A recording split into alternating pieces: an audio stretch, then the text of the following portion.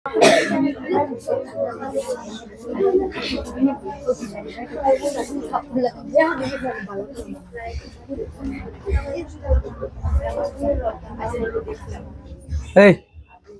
পুরো সাইলেন্ট থাকো, ফর্ম বোঝার চেষ্টা করো।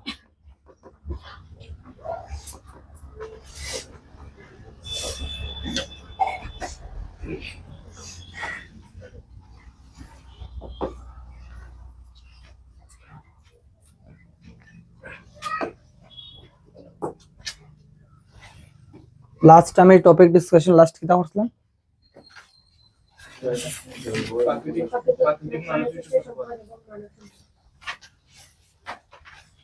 এটা শেষ না?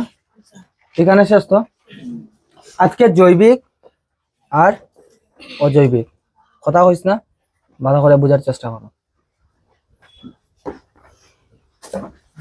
জৈবিক এবং অজৈবিক সম্পদ, আজকে যে সম্পদটা আমরা আলোচনা করবো এখানে আছে জৈবিক সম্পদ আর অজৈবিক সম্পদ। দেখো জৈবিক সম্পদ কার কোয়া হয়, এখানের মধ্যে দুইটা আছে, একটা আছে জৈবিক, একটা আছে অজৈবিক। একটা হয় বায়োটিক, একটা হয় অ্যাবায়োটিক। তো না হয়েছে প্রাকৃতিক গঠন অনুসারে সম্পদের মধ্যে যেসবের প্রাণ বা জীবন আছে তাকে জৈবিক সম্পদ বলে।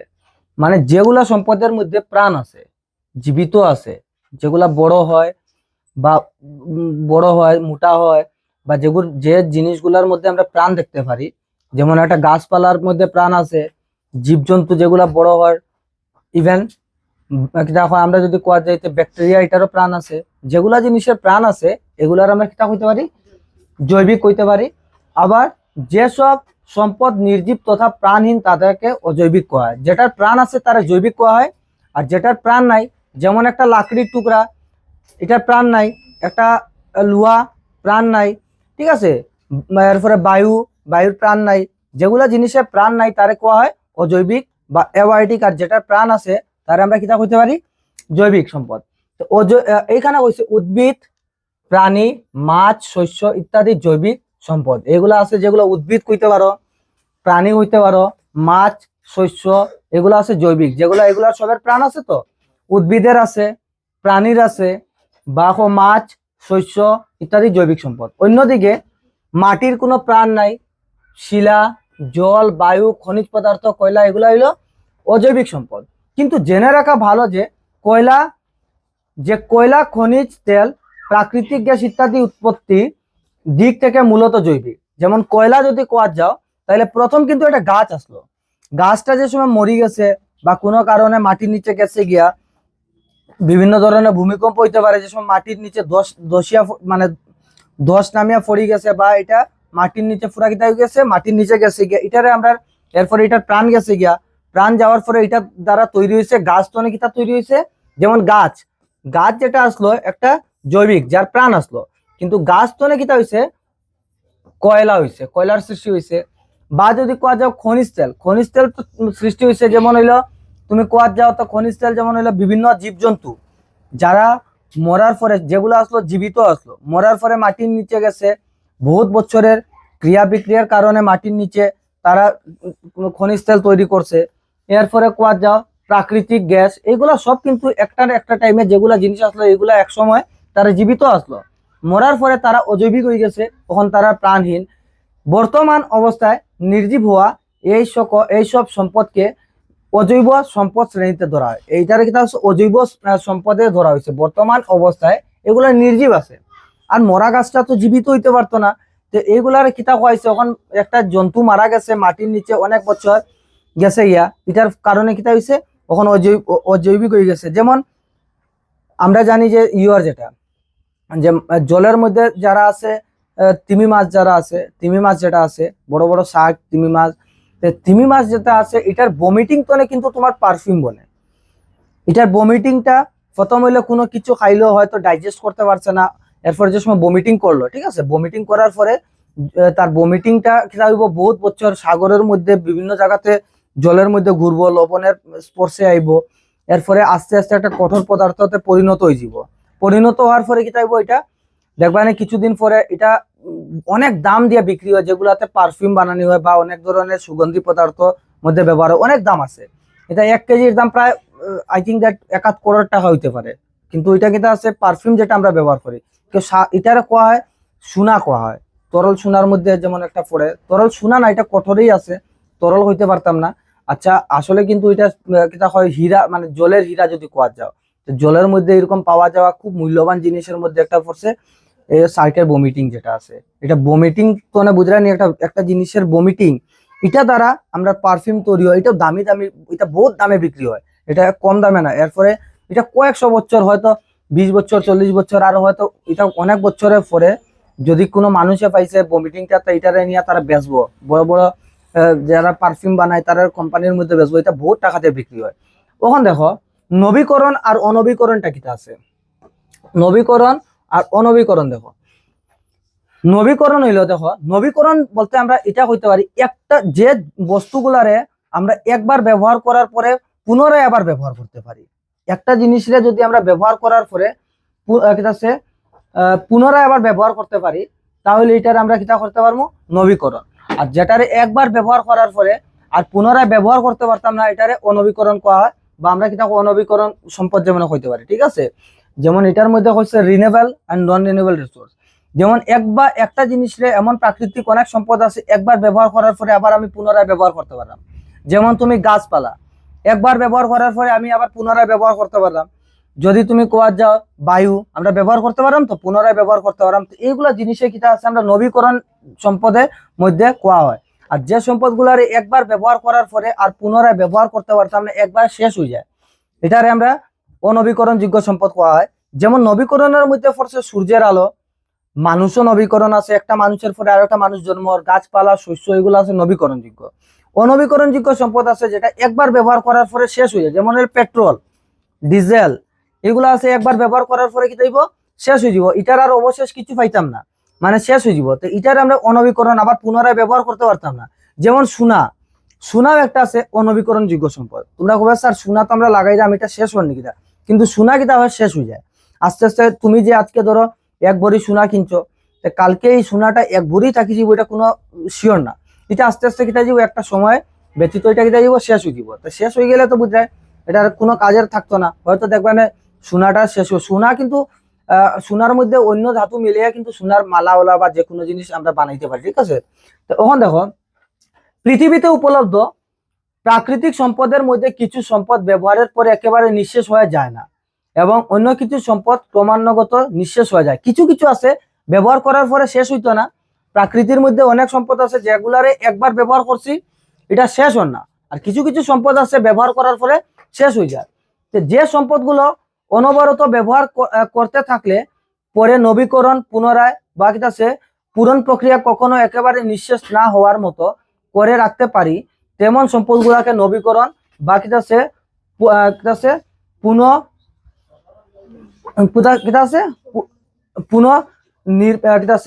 পুনরবীন বা পুনঃ সৃষ্টিক্ষম সম্পদ, বা আমরা এটা কিটা কইতে পারি রিনিউয়েবল রিসোর্স বা নবীকরণযোগ্য সম্পদ কইতে পারি। একদম সো সিম্পল কথা, অত কঠিন ভাবে কইতে লাগতো না।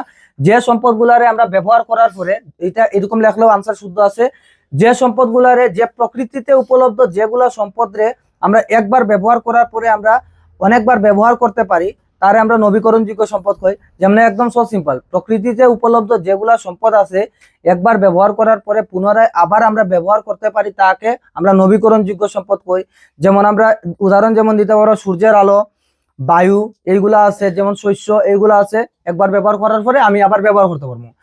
এরপরে হয়েছে অর্থাৎ দেখো সূর্যের সূর্যের রশ্মি যেটা আছে বা সূর্যের আলো যেটা আছে, বায়ু জল গাছপালা জীবজন্তু মানুষ শস্য ইত্যাদি নবীকরণযোগ্য সম্পদ। এই সম্পদগুলি প্রকৃতির বুকে সহজে পাওয়া যায়, একদম সহজে পাওয়া যায়। অবশ্য গাছপালা এবং প্রাণীর কিছু কিছু প্রজাতি অতিমাত্রায় ব্যবহার তথা নানা প্রাকৃতিক নতুবা মানব জাতির কারণে চিরকালের জন্য বিলুপ্তি হয়েছে বা বিলুপ্তি হতে পারে। এমনও বহুত জিনিস আছে যে বিলুপ্ত হয়ে যেতে পারে।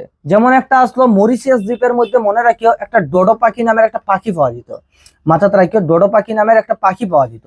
তো মরিশিয়াস দ্বীপের মধ্যে যে সময় ব্রিটিশাররা গেল, তার লগে আরো ধরো হিংস্র প্রাণী কিছু নিয়ে গেল।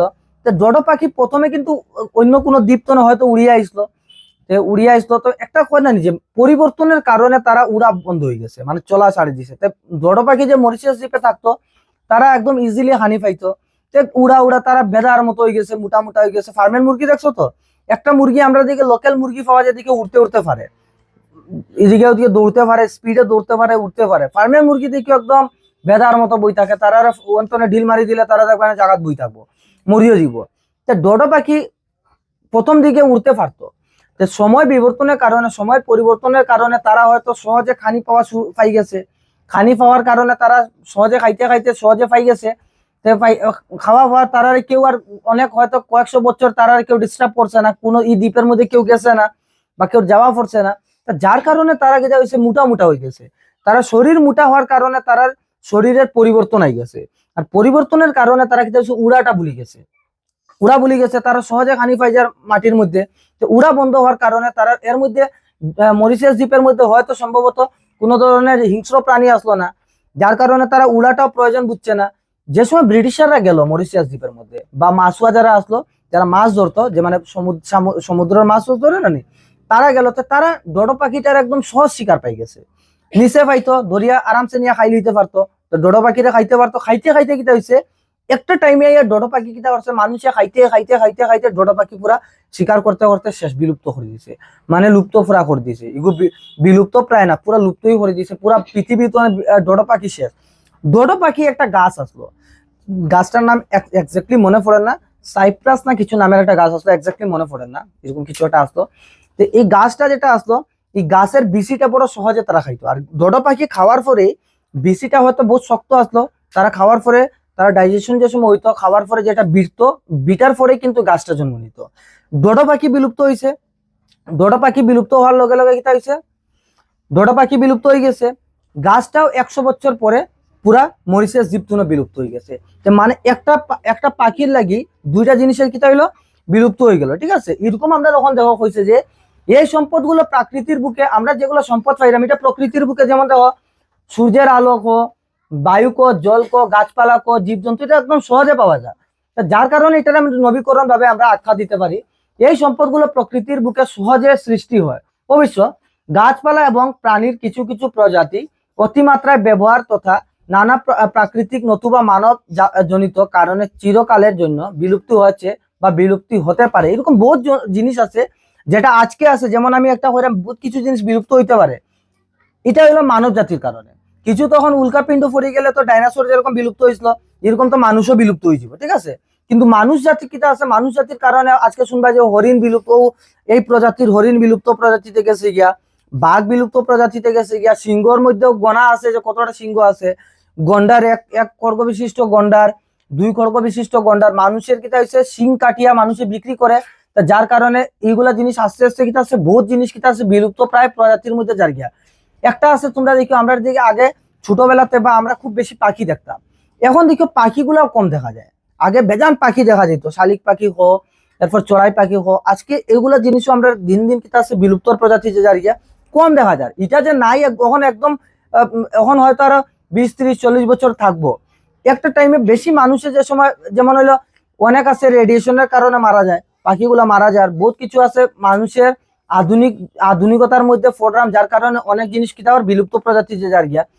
একটা একটা আসলো তোমার, ওই যে ছোট ছোট একটা পাখি থাকে না, গৌরাইয়া চিড়াই কই আমরা, বা এটারে কিতা হয় যে আমরা দিকে ছোট ছোট থাকে পাখিগুলা, চোরাই পাখি যে হয়, এটা আসলে চায়নার মধ্যে পৃথিবীর সবচেয়ে বেশি পাখি মারা হয়েছিল। তারা কিতা করছে, চায়নার মধ্যে একটা ঘটনা ঘটছিল যে তারা কৃষকরা বা সরকারে দেখছে যে চায়নার মধ্যে এই পাখি থাকায় মানে হয়তো কয়েক লাখ হাজার টন কিতা হচ্ছে চড়াই পাখি কিতা করে মানে শস্য নষ্ট করিলাম। তো তারা কিতা করছে, অর্ডার দিছে যে চড়াই পাখি মারা শুরু করো, যে যত চড়াই পাখি মারতে পারবো তার অত নাম। এক একজন মানুষে কেউ কেউ হয়তো 100, 200, কেউ 300, মানে এটা যেরকম ভাবে মানে ফন্দি করিয়া মারতে পারছে মারছে। মানে চড়াই পাখি একটা টাইমে আইয়া তারা পুরো শেষ করে ফেলাই দিছে, মানে মোটামুটি তারার এই এরিয়া খালি করে ফেলাই দিছে চড়াই পাখি মারতে মারতে। একটা সময় আইলো চড়াই পাখি সব শেষ, এরপরে তৈল পোকার আক্রমণ। শস্য হয়তো তারার চড়াই পাখি থাকার কারণে ধরো একটা অ্যাপ্রক্সিমেটলি হিসাব 100 মন নষ্ট হইতে আসলো, তখন চড়াই পাখি না থাকার কারণে তারা দেখে 500 মন খারাপ হয়। কারণ পোকা এমন আক্রমণ করছে গাছেরই শেষ করে দিছে।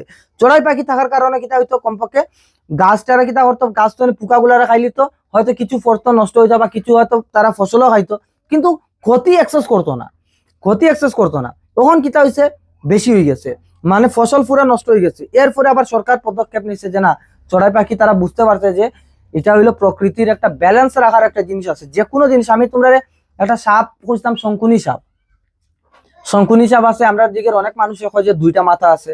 শঙ্কুনি সাপ প্রকৃতির বহুত বড় একটা জিনিস আছে। এই সাপটা সহজে কামড় মারে না। মানুষের হয় হলুদ আর কালার মধ্যে একটা সাপ থাকে, দেখছো তো, ব্যান্ডেড ক্রেপ কোয়া ইংলিশের মধ্যে। তো এই সাপটা সহজে কামড় মারে না। মানুষে কেউ খাজি করে সই দিলে গড়ে আসবে, এগুলা আন্দু মাত, এগুলা কোনো লজিক্যালি মাত না, এগুলা মানুষের মারার কারণে মারিয়া আবার জ্বালায় তারা, খোঁজে নাইলে সাপটা আই যাব এরকম আছে। আর কোনো সাপের লেজের দিকে মাথা থাকে না, এটা পসিবল না, সাপের একটাই মাথা থাকে। এটা কেউ প্রমাণ করতে পারতো না যে সাপের লেজের দিকে মাথা আছে। দুইটা মাথা যদি থাকে তাহলে সাপ বাঁচতো না। একটা সাপ জন্ম নেওয়ার পরে লাইক দ্যাট এরকম হইতে পারে, একটা মাথা আছে, দুইটা মাথা আছে, বাট সাপের হয়তো আমরা মানুষও এরকম হইতে পারে। আর শঙ্কুনি সাপের আকৃতিটাই এসে তোমার তিনকুনি, এরকম আছে তিনকুনি। এটা পৃথিবীর একটাই সাপ আছে যে তিনকুনি আকৃতির সাপ আছে, বুঝছো তো। এই সাপটা কি তাহলে তার ফেভারিট খানি হইলো দুরা সাপ, বা যদি হওয়া যে দুরা সাপ আছে, বা ওই যে বাড়ির রাখাল কই যে আমরা যে ওই যে লম্বা লম্বা থাকে যে আলত সাপ, ঠিক আছে, হিন্দিতে ধামান সাপ কয়, বা আরো যে আছে কবরা আছে, এরকম অনেক ধরনের সাপ খায় কিন্তু তখন দেখো হি সাপ থাকায় কিতা আছে, অন্য সাপের প্রজাতি কিতা হওয়ার অ্যাক্সেস বাড়তো না। একটা হইলো ব্যালেন্স থাকবো। তখন এই সাপটা যদি না থাকে তাহলে কিতা ব্যালেন্স থাকতো না। এখন যেমন কেউ ফিশারি আছে, এই সাপ থাকলে ভালো আছে, একটা দুইটা থাকবো, তার আর বেশি প্রজাতি বাড়তো না। কিন্তু এই সাপ যদি না থাকে তো দুরা সাপের প্রজাতি বেশি বাড়িয়ে দিব। পরে তুমি ফিশারির মধ্যে যতই মাছ ছাড়ো, দেখবে না দুরা সাপে খাইয়া পেট ভরিয়া ঘুরে তোমার। আর ও সাপটা যদি থাকে তাহলে তোমার কিতা করো, শঙ্কুনি সাপে দুরা সাপের ব্যালেন্সটা কিতা করবো, মেনটেন করে রাখবো, মানে একটা মেনটেনে থাকবো, যার কারণে সমস্যা হইতো না। তখন দেখো যে সকল সম্পদ ব্যবহারের পর নবীকরণ বা পুনঃসৃষ্টি করা সম্ভব না, একেবারে নিঃশেষ হয়ে যায়, যে সম্পদগুলা ব্যবহার করার পরে আর দ্বিতীয়বার তোমরা ব্যবহার করতে পারতে না, একবারে কিতা হয়ে যাব, শেষ হয়ে যাব, এটার কিতা হইতে পারি আমরা অনবীকরণযোগ্য সম্পদ, বা আমরা ক্ষয়শীল করতে পারি, বা পুনঃ সৃষ্টিহীন সম্পদ করতে পারি। আবার আমরা সৃষ্টি করতে পারতাম না। উদাহরণস্বরূপ যেমন কয়লা, কয়লা যদি আমরা একবার ব্যবহার করছি, দ্বিতীয়বার আর কিতা করতে পারতাম না, ব্যবহার করতে পারতাম না। এরপরে হচ্ছে যেমন খনিজ তেল, খনিজ পদার্থ যেমন তামা, একবার ব্যবহার করার পরে এটা পুনরায় ব্যবহার করা যায় না। সোনা, চুনা পাথর, লোহা, রূপা ইত্যাদি, এগুলো জিনিস কিতা আছে, একবার ব্যবহার করার পরে আমরা পুনরায় ব্যবহার করতে পারতাম না। প্রাকৃতিক গ্যাস অনবীকরণযোগ্য সম্পদ, এর মধ্যে প্রাকৃতিক গ্যাস যেটা আছে এটা অনবীকরণযোগ্য সম্পদ। কেমনে বানাইলিম, সম্পদ আছে না, এটা বানাইতে পারতাম না। এইসব সম্পদ একেবারে ব্যবহার করলে চিরদিনের জন্য লোপ পায়।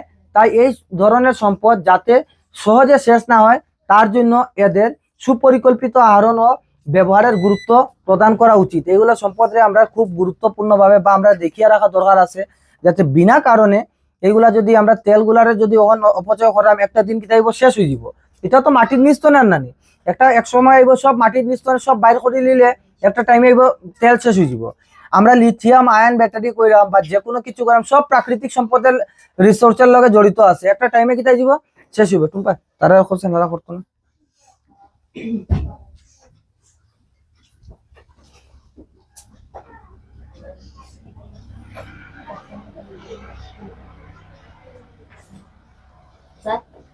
গাছটার নাম স্যার ক্যালভেডিয়াম ম্যাগনি। এক্স্যাক্টলি এখন আমার মনে পড়ে না, আমার মনে পড়লে তোমরা ওইটা 4 না 5 এর বইয়ে আছে, আসতো না নিজে, ডোডো পাখি বিলুপ্ত হয়েছে, আর পাখিটার লগে লগে ওইটাও বিলুপ্ত হয়ে গেছে, এটা বইয়ে আছে। তোমরা ক্লাস 5 এর না 5 এর বই হইব, 4 বা 5 এর বই হইব, এইটা আছে। তো এটা আমরা জানতে পারলাম না একটা জিনিসের কারণে আরেকটা কি তাইলো, দুইটা জিনিস বিলুপ্ত, একটা গাছও বিলুপ্ত হয়ে গেছে, একটা বিলুপ্ত হয়েছে। এখন দেখো ব্যক্তিগত সম্পদ কিতা আছে, জাতীয় সম্পদ কিতা আছে, এবং আন্তর্জাতিক সম্পদ কিতা আছে। তো না হচ্ছে পৃথিবীতে উপলব্ধ সকল সম্পদকে মালিক সত্ত্বের ভিত্তি ব্যক্তিগত, জাতীয় এবং আন্তর্জাতিক সম্পদ হিসাবে শ্রেণী বিভাজন করতে পারি। আমরা পৃথিবীতে যতটা সম্পদ আছে এটার মধ্যে মালিকও কিছু আছে, কিছু কিছু সম্পদের মধ্যে মালিকানা আছে, কিছু আছে জাতীয় সম্পদ আছে, কিছু হইলো আন্তর্জাতিক সম্পদ। কারণ সমুদ্র যদি কেউ উঠিয়া কয় স্যার আমার আছে সমুদ্রটা, সম্ভব না, এটা ব্যক্তিগত হইতে পারে না, এটা কোনো দেশে ডাইরেক্টলি কইতে পারতো না আমরা সমুদ্র আছে। খালি সমুদ্রটা কিন্তু আছে আন্তর্জাতিক সম্পদের মধ্যে পড়বো। এখন জাতীয় সম্পদের মধ্যে এখন ন্যাশনাল পার্ক, যেমন আমরা রাস্তাঘাট, এগুলো হলো জাতীয় সম্পদ। ব্যক্তিগত সম্পদ বুঝবাই কিতা আছে, তখন দেখো মানুষ নিজ নিজ দখল বা অধিকারভুক্ত ভূমি, সম্পত্তি ও নিজস্ব ভালো গুণ যেমন ভালো চরিত্র, শিক্ষা, কর্মদক্ষতা ইত্যাদিকে ব্যক্তিগত সম্পদ বলা হয়। মনে রাখিও, মানুষের সম্পদ কিতা আছে, একটা হইলো দেখো নিজ নিজ দখল, যেটা মানুষের দখল করছে এটা তারার, বা একটা অধিকারভুক্ত ভূমি, যে জমিনের মধ্যে তোমরা থাকলে হয়তো তোমরা এটা সম্পদ, এটা আরেকজনের হবে, এটা আমার ঘর, এটা আমার জায়গা, হইতো না তো? হ্যাঁ, আরেকজনের জায়গা যদি দখল করিয়া থাকো তো হইতে পারো, এটা আলাদা ব্যাপার।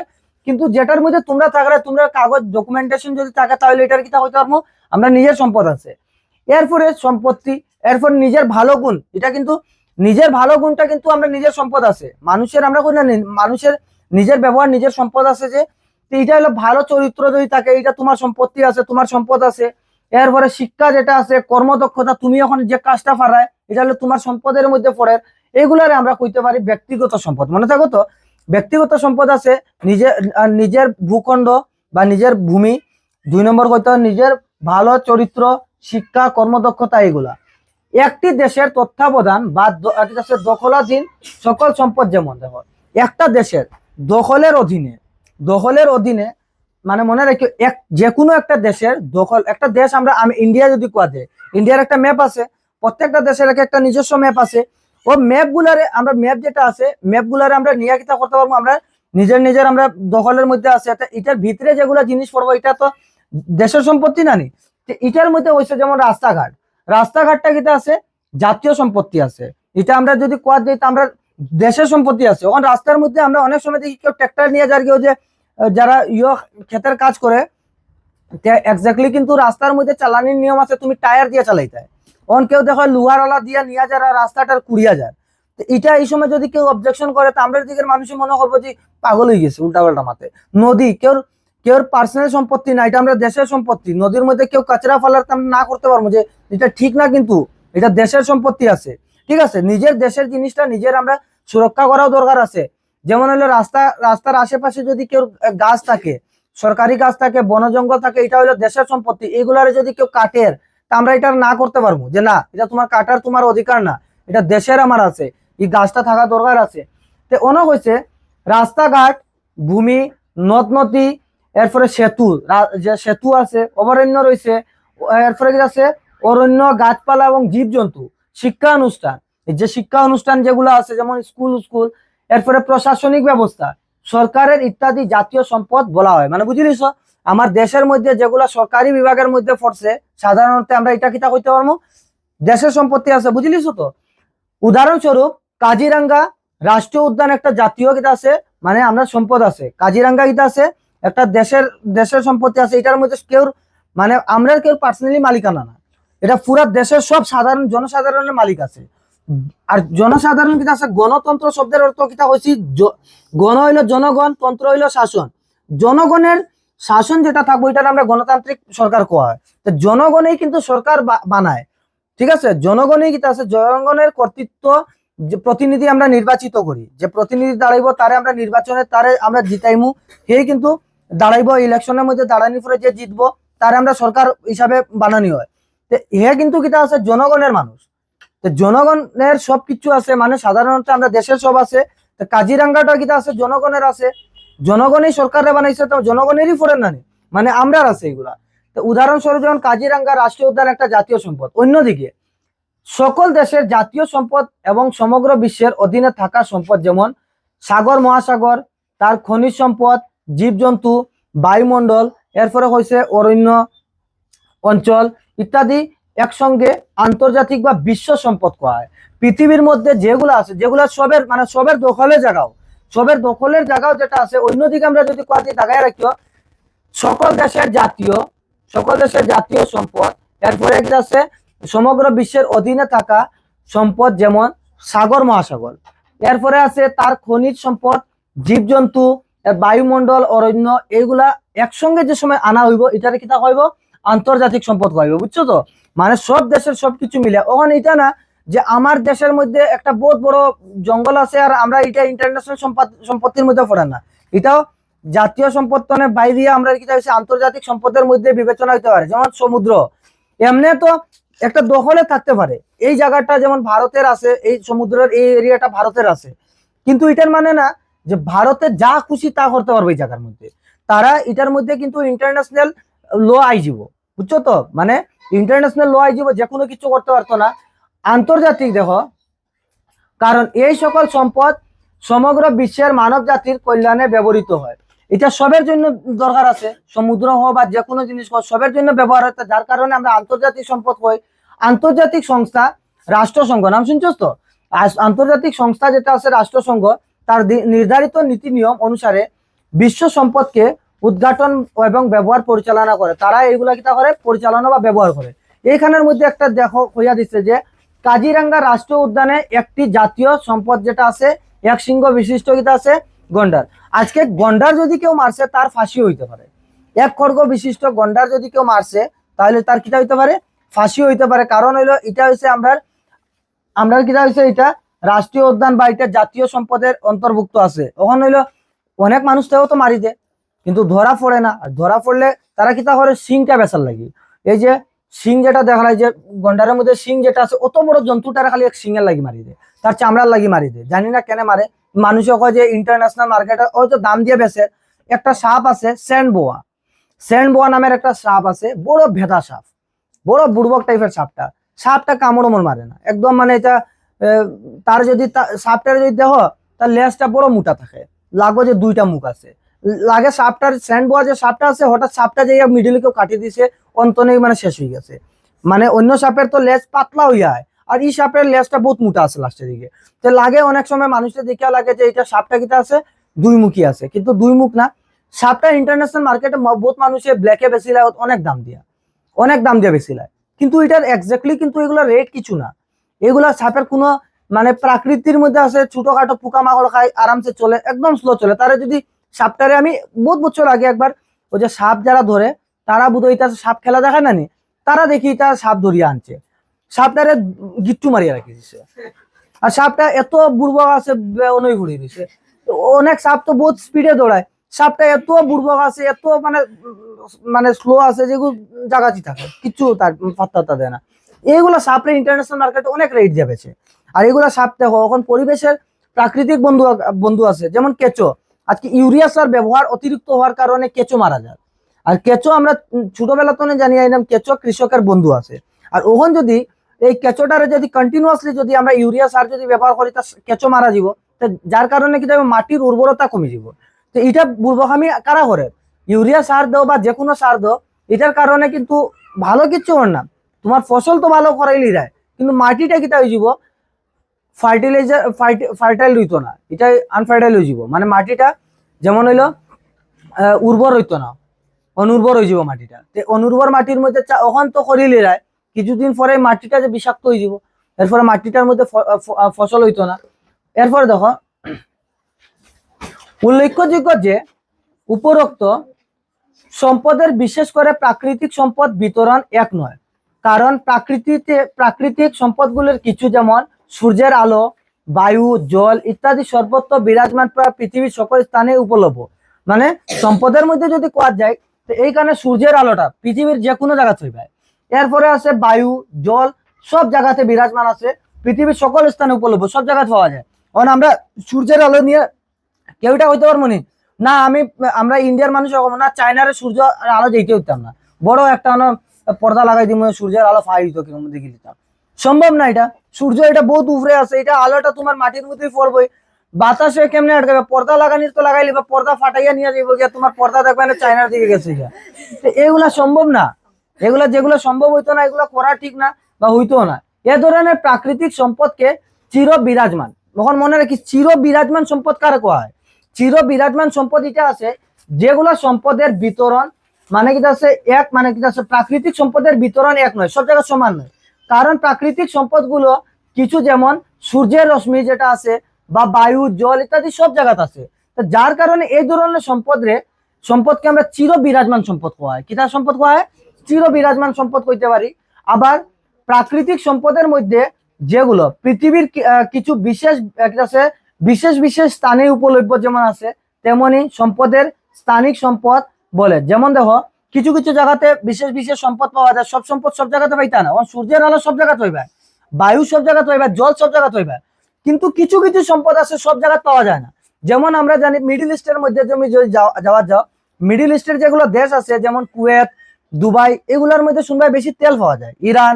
তো এগুলোর মধ্যে দেখবে যেমন কয়লা, পেট্রোলিয়াম, লোহা, ইউরেনিয়াম, এগুলা খনিজ সম্পদ, উদ্ভিদ শ্রেণী, শস্য, এগুলা হয়। সব জায়গাতে সমান কিছু হয় না, সব জায়গাতে আলাদা আলাদা। কোনো দেশের মধ্যে যেমন হইলো তুমি জম্মু অ্যান্ড কাশ্মীরের মধ্যে হয়তো তার দিকে ধান চাষ হইতো না, কারণ এত বেশি বরফ আছে, ক্ষেতের মধ্যে লাগাইলে হয়তো হয় না, তার না কেশরের খেতি হয়।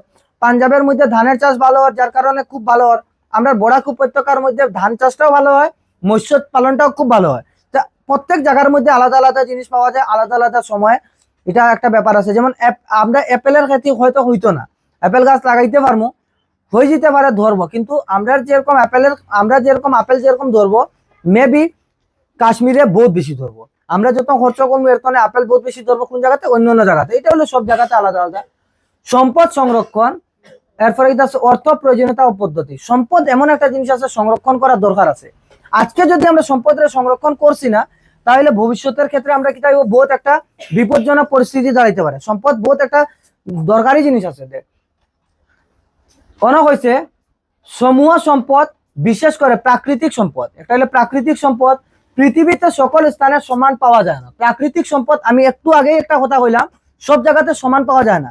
কোনো জায়গাতে পেট্রোল পাওয়া যায়, কোনো জায়গাতে ডিজেল পাওয়া যেতে পারে, মানে পেট্রোলিয়াম যে জায়গাতে আছে, মানে হয়তো কোনো জায়গাতে কয়লা খুব বেজান পাওয়া যায়, কোনো জায়গাতে ইউরেনিয়াম পাওয়া যায়, কোনো জায়গাতে পাওয়াই যায় না।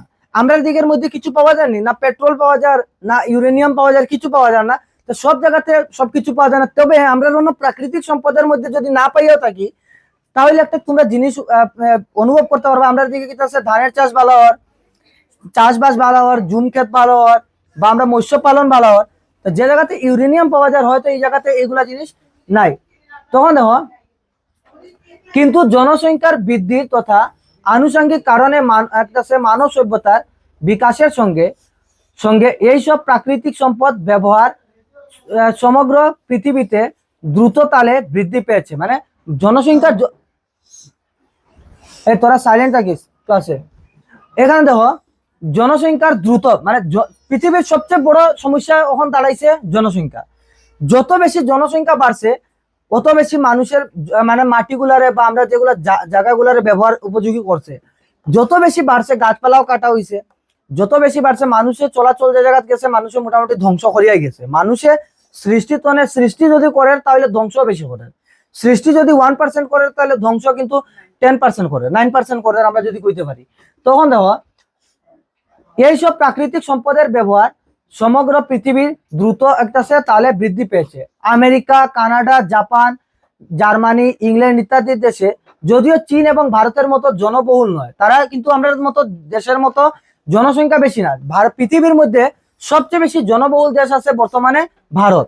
পৃথিবীর সবচেয়ে বেশি জনসংখ্যা দেশ আছে ভারত। চায়না আগে আসতো 2011 সালের যে সময় লোকগণনা আসলো, এই সময় হিসাবে আমরা কিন্তু আসতো চায়না 1 নম্বর আসলো, কিন্তু বর্তমানে আমরা ভারত 1 নম্বর হয়ে দাঁড়িয়ে গেছে, সবচেয়ে বেশি জনসংখ্যা দেশ। কিন্তু দেখো এইগুলা দেশ আছে, তারার দেশের মধ্যে আবার কিন্তু প্রাকৃতিক সম্পদের খুব বেশি ব্যবহার আছে।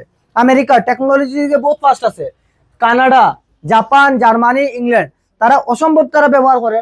যার কারণে যদি চীন আর ভারতের মতো জনসংখ্যা মানে জনসংখ্যা নাই, তথাপি এইসব দেশের প্রাকৃতিক সম্পদের ব্যবহার অত্যাধিক, খুব বেশি ব্যবহার হয়, খুব বেশি অতিরিক্ত তারা ব্যবহার করে। উল্লেখযোগ্য এই দেশগুলোর অর্থনীতি উন্নয়নের সমগ্র বিশ্বের শীর্ষস্থান লাভ করতে সক্ষম হয়েছে। সবচেয়ে বেশি যদি প্রাকৃতিক সম্পদ বা যেগুলো সম্পদ আছে, মাটির নিস্তনে খনিজ সম্পদ, এগুলা সবচেয়ে বেশি তারাই ব্যবহার করে। স্মরণযোগ্য যে উন্নত দেশগুলোতে উচ্চ মাত্রায় প্রাকৃতিক সম্পদের ব্যবহার হওয়া এবং তৎসহ উন্নয়নশীল দেশের জনবিস্ফোরণের ফলে বৃদ্ধিপ্রাপ্ত প্রাকৃতিক সম্পদ ব্যবহার সমগ্র বিশ্বে বহু প্রাকৃতিক সম্পদ বিশেষ জরুরি নবীকরণযোগ্য সম্পদ নিঃশেষ হয়ে যাওয়ার এক ভয়াবহ ইঙ্গিত। মানে দেখো অনবীকরণযোগ্য সম্পদ যেগুলো আছে, আজকে একটা ইঙ্গিত দিচ্ছে যেটা শেষ হওয়ার পথে যার গিয়া। কারণ তেলের দাম বা কোনোদিন আর কমতো না। তেলের দাম, পেট্রোলিয়াম যেগুলো আছে, যেমন আমরা ক্রুড অয়েল, এইগুলা দিন দিন কি থাকবো, বাড়তে থাকবো। গ্যাসের দাম আজকে আমরা ইদিকের মধ্যে 1100 টাকায় পাইলাম একটা সিলিন্ডার, যেগুলো ঘরে ব্যবহার করি আমরা, 15 কেজি না কত আছে, 14 কেজির যে সিলিন্ডারটা আছে, আমরা প্রায় 1100 টাকায় কিনলাম। একটা সময় আইব এটা হয়তো যে তোমরা একটু আরো বড় হইতে হইতে 5-7 বছরের মধ্যে এটা 2000-2500 হইব। আর হয়তো আমরা বৃদ্ধ হইতে হইতে এটা 5000-6000 আরো উপরে যাবো। এটা 10,000 একটা সিলিন্ডার দাম। কেন এটা বাড়ার পিছন দিকে কারণ কি আছে? প্রাকৃতিক গ্যাস যেগুলা প্রকৃতির তনে উৎপাদন যেগুলো আছে এটা অনবীকরণযোগ্য সম্পদ। গ্যাসগুলো আমরা ব্যবহার করলাম, এটা কিন্তু আবার রিটার্ন পাইলাম না, যার কারণে এটা একবার কিটা যাব শেষ হয়ে যাব। তো শেষ হওয়া আলা জিনিসগুলার জিনিস কিটা হইতে থাকবো, সবসময় দাম বৃদ্ধি পাইতে থাকবো, মূল্য মানে হইলো বৃদ্ধি পাইতে থাকবো। তা দেখো, অনবীকরণযোগ্য নিঃশেষ হওয়ার এক ভয়াবহ ইঙ্গিত দিয়েছে।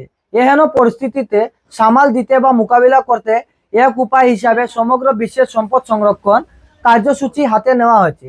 যেহেতু প্রাকৃতিক সম্পদের উদ্ঘাটন এবং ব্যবহারের প্রাকৃতিক পরিবেশের ওপর বিশেষ প্রভাব ফেলে, তাই সম্প্রতি প্রাকৃতিক সংরক্ষণ ওপর অধিক গুরুত্ব প্রদান করা হয়েছে। মানে এখন গুরুত্ব এটা দেওয়া হয়েছে যে প্রাকৃতিক সম্পদটারে বাঁচানি কিরকম হইতো, প্রাকৃতিক সম্পদরে বিনা কারণে যাতে নষ্ট করা না হয়।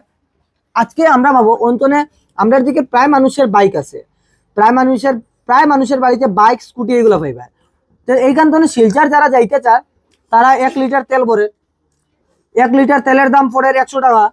অন্তনে হে যার তো একলাই যার, অনেক সময় একলাই যার, একজন 100 টাকা খরচ করিয়া যার। আর ঠিক আছে, গাড়ির মধ্যে গেলে একটা গাড়ির মধ্যে যদি অন্তনে শিলচর যাইতে গেলে ধরো 10 লিটার তেল খরচ, 10 লিটার তেলের মধ্যে একটা বাসের মধ্যে কমপক্ষে 30 জন মানুষ যেতে পারে।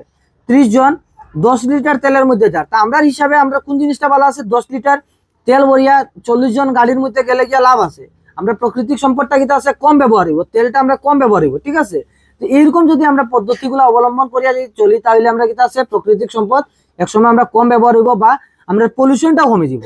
বেজান বাইক থাকবো, বেজান গাড়ি থাকবো, সবের পার্সোনালি গাড়ি নিয়ে যদি বাইক নিয়ে যাই তাহলে পলিউশনটাও বাড়বো, সবের বাইকের ধোঁয়া একটা থাকবো।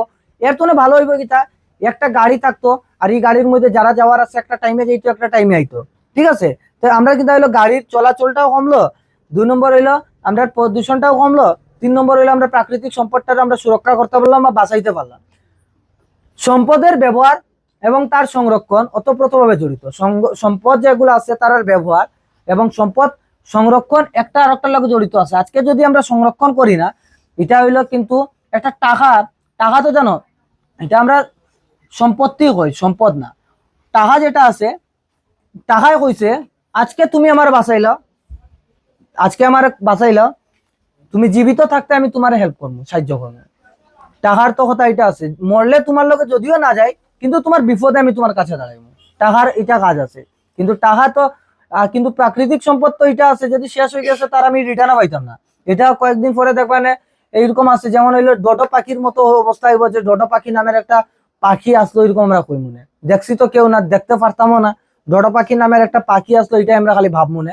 এরকমও পেট্রোলিয়াম যেগুলা জিনিস আছে একসময় কমনে, যে আগে গাড়ি চলতো এমন একটা জিনিস মাটির তনে বাইরে, তো আজকে তো হয়তো কয়েকশো বছর পরে, কয়েক হাজার বছর পরে হয়তো অনেক মানুষ যারা থাকবো তারা কইব যে এমন একটা পদার্থ বাইরে তো মাটির নিচ তনে, যেটা দিয়ে গাড়ির মধ্যে ডালার পরে গাড়িগুলা চলতো।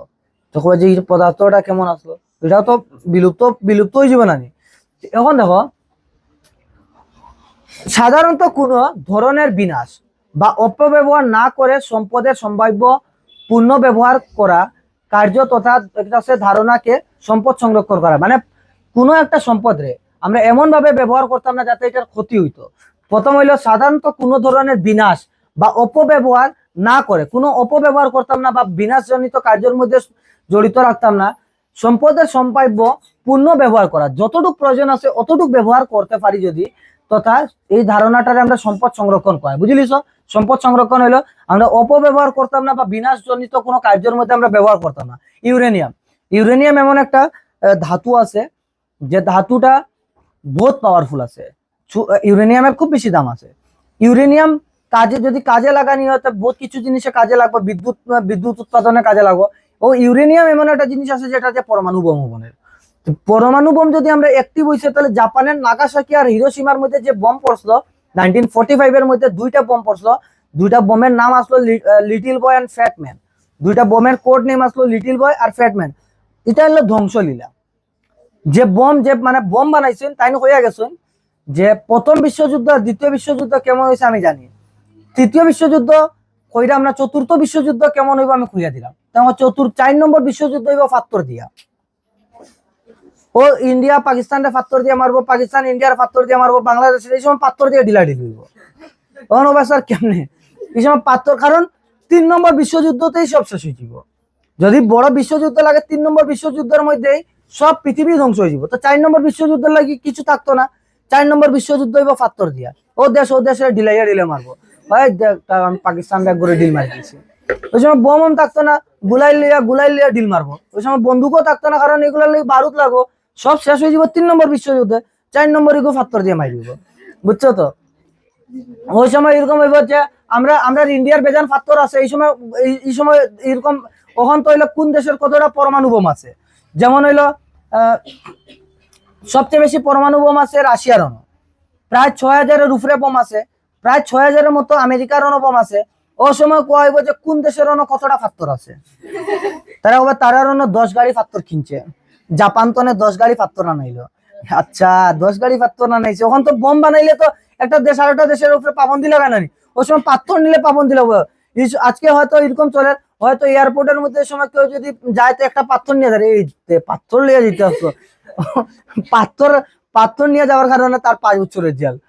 একটা দেশটানে ব্ল্যাকে পাথর নিয়ে যেতে আসলো, কালোবাজারি, পাথরের কালোবাজারি করিলা। কেন হলো পাথর শর্টে, পাথর কেউ দিতে চাইতো না, আর পাথর যদি দেয় তাহলে তো বুঝে দেশের অবস্থা খারাপ হয়ে যাব।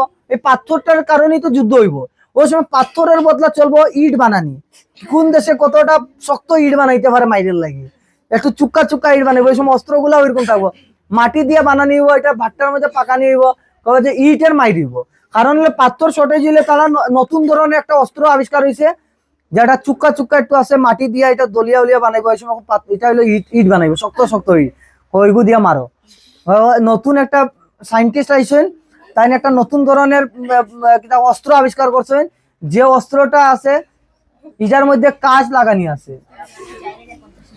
মানে বুঝলে তো, এটা আজকে হইলাম, হয়তো এই ভিডিওটা যদি থাকে একসময় যদি কেউ দেখে তো বলছে ঠিক কথা কইয়া গেছিলাম, ঠিক না নি? এরকম হইতে পারে, মেবি হওয়ার তো সম্ভাবনা আছে। তখন দেখো, অর্থাৎ সম্পদ সংরক্ষণের মূল উদ্দেশ্য হলো আমরা প্রকৃতি থেকে, শোন কথা না, যে সময় আমি পড়াই ওই সময় মুখটা বন্ধ করে দিও। তোমরা যদি বেশি জানো তাহলে তো ক্লাসের বাইরে গেলে গিয়ে সম্ভবত ভালো আছে। দেখমু তো সোশ্যাল সায়েন্সে লেটার আননি কত বছর, তো না খালি দেখি অ্যাসিস্ট্যান্ট লেটার মিস মারে, স্টুডেন্ট এটা লেটারই আনতে পারেন না। সবচেয়ে কম লেটার আর এসএসটির মধ্যে আমরার দিকে এই বছর আইছে কিনা জানিই না।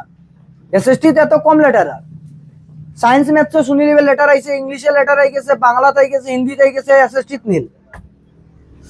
বুঝছস তো, সবচেয়ে টাফ ওখানে হয়ে গেছে এটা।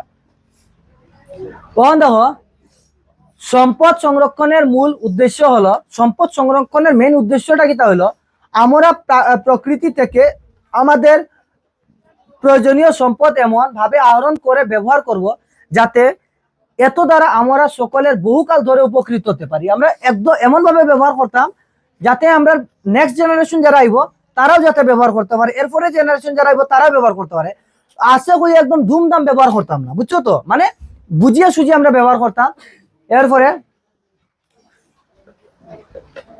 সম্পদ সংরক্ষণ বলতে অনাবশ্যক সম্পদের ব্যবহার না করে কেবল ভবিষ্যতের জন্য সঞ্চয় করে রাখা কার্যকে বোঝানো। আবার এই কথা না, সম্পদরে আমরা বাঁচানির মানে এটা না যে ব্যবহার না করি আর ভবিষ্যতের লাগে রাখি দিতাম, বুঝছস তো?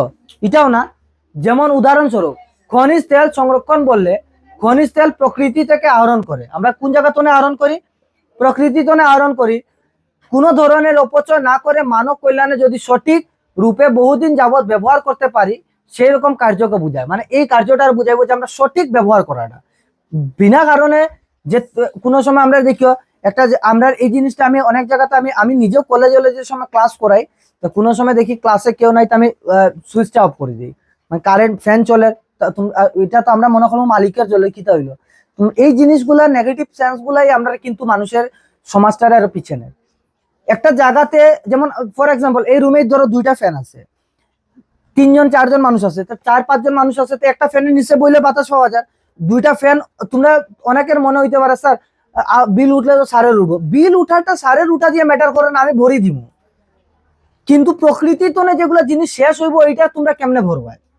এটা তো একদিন শেষ হয়ে যাব না।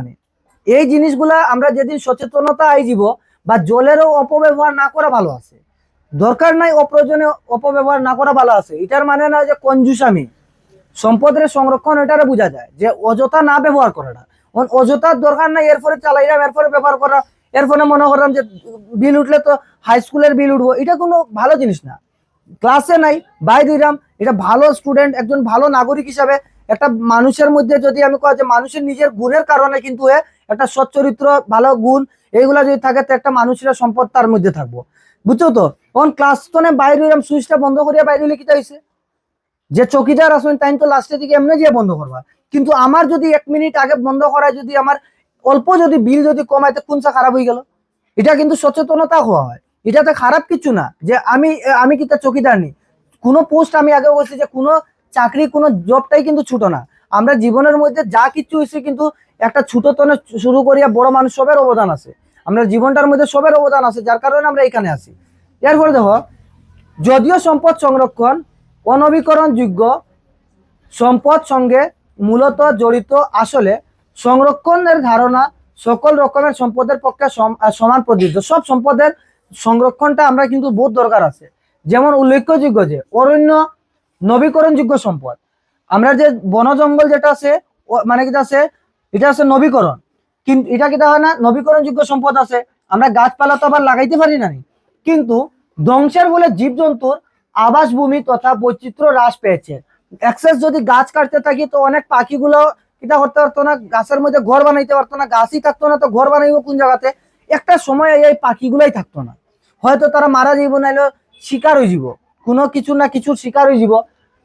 তে জৈব বৈচিত্র্য হ্রাস পেয়েছে এবং একটি অঞ্চলে পারিপার্শ্বিক ভারসাম্য বিনষ্ট হয়েছে। তাই সমগ্র বিশ্বজুড়ে কিছু দুর্লভ জৈবিক সম্পদ যেমন বাঘ, একটা আছে বাঘ শেষের পথে আছে, বাঘ বহুত কমে গেছে, হাতি, গন্ডার, ভাল্লুক, ডলফিন, সিংহ ইত্যাদি সংরক্ষণের জন্য বহু প্রকল্প হাতে নেওয়া হয়েছে। এগুলার বাঁচানোর লাগি বহুত প্রকল্প নেওয়া হয়েছে।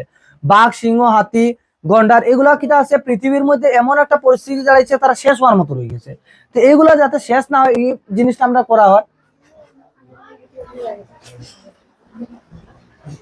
তখন দেখো, তদুপরি দাগাই রাখিও, তদুপরি আসামের কয়েকটি প্রকার মূল্যবান উদ্ভিদ যেমন সর্পগন্ধা, ঘৃতকুমারী, কালো মেঘ, অর্জুন, অগ্রু, চিরতা, জায়ফল, শতমূল ইত্যাদি প্রায় নিঃশেষ হয়ে চলেছে। এইগুলো প্রায় কিটা আছে আজকে, এইগুলা উদ্ভিদ গুলো কিটা আছে প্রায় শেষের পথে গেছে গিয়া। এক সময় দেখবা এইগুলো গাছগুলো থাকতো না পৃথিবীর মধ্যে। এই সাইলেন্ট থাকবে সবটি, আমি ক্লাস করে এলাম, যদি একটার মুখ বন্ধ যদি হয়েছে না আজকে ক্লাস হইতো না, একটা মাতবে না।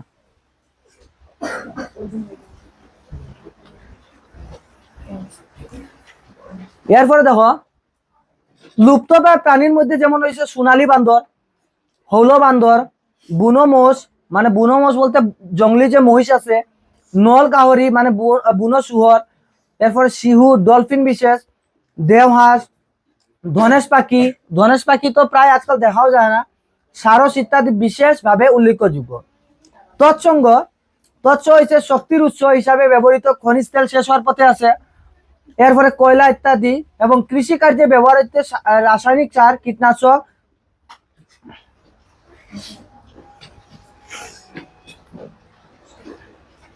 এইখানে কইছে যে যে তৎসঙ্গে যেমন আরো একটা জিনিস আছে, দেখো শক্তির উৎস যেগুলো আছে আমরা খনিজ তেল, কয়লা ইত্যাদি এবং কৃষি কার্যের ব্যবহৃত রাসায়নিক সার, কীটনাশক, এরপরে কি আছে দ্রব্য আদি ব্যবহারে দ্রুত তালে বৃদ্ধি পাওয়ার ফলে এইসব প্রাকৃতিক সম্পদের ভান্ডার কি আছে ক্রমান্বয়ে নিঃশেষ হওয়ার পথে। কিন্তু অধিকন্তু বায়ু, জল, মাটি প্রদূষণ এবং এক ভয়াবহ পারিপার্শ্বিক সমস্যার সৃষ্টি হচ্ছে, বুঝছো তো। আজকে স্বাভাবিক করতে আমরা যেগুলা সারগুলা যে গাছের মধ্যে দিই, এর মধ্যে গাছের মধ্যে যে পোকামাকড় মারার লাগি দেয় মাত্র 1% এটা দিয়া পোকামাকড় মরে যায়, বাকি 90% হয়তো ফসলের মধ্যে কিছু যায়। দেখো আজকাল ফসলের মধ্যে মেডিসিনের একটা গন্ধ করে। 2 নম্বর কথা হইলো ফসলের লগে যে সময় যাইবো এটা আমরা শরীরের মধ্যে যাই, এটা টক্সিক জিনিসটা আমরা খাইমু, মানে বিষাক্ত জিনিসটা খাইমু। আর বাকি যেগুলো মাটির মধ্যে পড়বো, মাটির যে সময় বৃষ্টি পড়বো বৃষ্টির লগে এটা নদীর মধ্যে যাইব গিয়া। প্রথম হইলো মাটিটা নষ্ট করলো, এরপরে যে বৃষ্টির জল দিয়ে যে সময় যাইব নদীর মধ্যে, নদীর জলটাও নষ্ট করলো। তাই প্রকৃতির নষ্ট করে সারগুলো অতিরিক্ত এইগুলা জিনিস ব্যবহারটাও কিটা আছে খারাপ আছে, কীটনাশক ব্যবহার খারাপ আছে। এরপরে দেখো, তাই আমাদের উন্নয়নশীল প্রক্রিয়া যাতে ক্ষণস্থায়ী না হয়, যাতে আমরা ডেভেলপমেন্টটা যাতে মানে স্লো না হয়, তাহলে কি তাহলে ক্ষণস্থায়ী মানে এক জায়গা দিয়ে শেষ না হয়,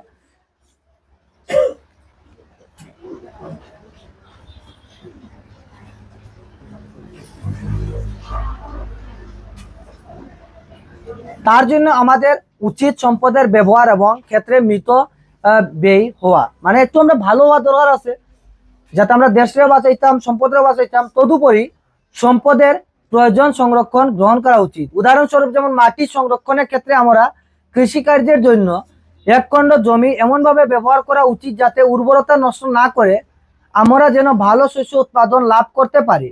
যদিও মাছ এক প্রকার নবীকরণযোগ্য সম্পদ, প্রাকৃতিক সম্পদ, তথাপি এর দ্রুত উৎপাদন বৃদ্ধির জন্য পৃথিবীর কয়েকটি বৃহৎ মাছ উৎপাদনের অঞ্চলে মাছের অভাব দেখা দিয়েছে। মানে এক্সেস যদি, যেমন এমনও মাছ আছে যেগুলো আমরা যেমন দেখি ইয়ের মধ্যে অ্যাকুরিয়ামে রাখে, এগুলো মাছগুলোর আবার তুমি নদীর ছাড়লে কি থাকবো, নদীর যেগুলো মাছ থাকবো তারারে খাইব, অনেক মাছ আছে। তা আমরা এইগুলো জিনিস দেখা দরকার আছে যে মাছ একটা নবীকরণযোগ্য সম্পদ, কিন্তু বর্তমান সময়ের মধ্যে দেখি আমরা অনেকগুলো জিওল মাছ পাওয়া যায় না, দাম বাড়ি, যে কোনো মাছের অতিরিক্ত দাম কেমনে বাড়ি যায়, মানে মাছটা দিন দিন কি আছে শেষের পথে যায়, একটা সময় এই মাছটা আমরা পাওয়া যেত না, তো এটার লাগি দামটাও বাড়ে বা পাওয়া যায় না, রেয়ার হয়ে গেছে। এরপরে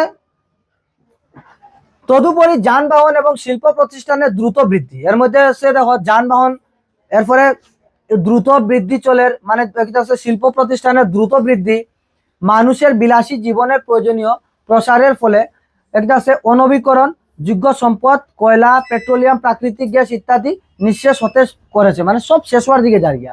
এহেন পরিস্থিতির ফলে সমগ্র বিশ্বের সম্পদের সংরক্ষণ এবং তার যুক্তিপূর্ণ ব্যবহার অতি গুরুত্বপূর্ণ হচ্ছে, অন্যথা এই পৃথিবীর মানুষ আর মানবসম্মতার কাছে সভ্যতার বর্তে থাকাটা কঠিন হয়ে পড়বে, মানে একটা সময় এটা কি থাকব কঠিন হয়ে পড়বে, মানুষ বাঁচতে পারতো না।